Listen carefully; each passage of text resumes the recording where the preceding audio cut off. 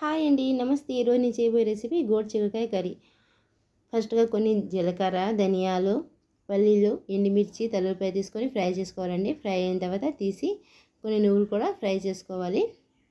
నువ్వులు ఫ్రై అయిన తర్వాత ఒక తీసి సేమ్ కడాయిలో కొంచెం వాటర్ వేసుకోవాలి. వాటర్ బాయిల్ అయిన తర్వాత కట్ చేసుకున్న గోడు చిక్కుడుకాయ బాగా వాష్ చేసి వేసుకోవాలండి. వేసుకున్న తర్వాత కొంచెం సాల్ట్ వేసుకొని బాయిల్ చేసుకోవాలి.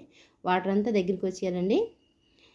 అంతలో మనము కర్రీకి సరిపోయినంత ఆనియన్స్, పచ్చిమిర్చి, టొమాటో కూడా కట్ చేసుకొని పక్కన పెట్టుకోవాలండి. చూడండి, గోడు చిక్కుడుకాయ బాయిల్ అయిన తర్వాత పక్కన తీసుకోవాలండి. అంతలో మనం ఆయిల్ వేసుకోవాలి. ఆయిల్ హీట్ అయిన తర్వాత కట్ చేసుకున్న ఆనియన్స్, పచ్చిమిర్చి వేసుకొని ఫ్రై చేసుకోవాలండి. ఫ్రై అయిన తర్వాత గోడు చిక్కుడుకాయ వేసుకొని కొంచెం సాల్ట్, పసుపు వేసుకొని ఫ్రై చేసుకోవాలి.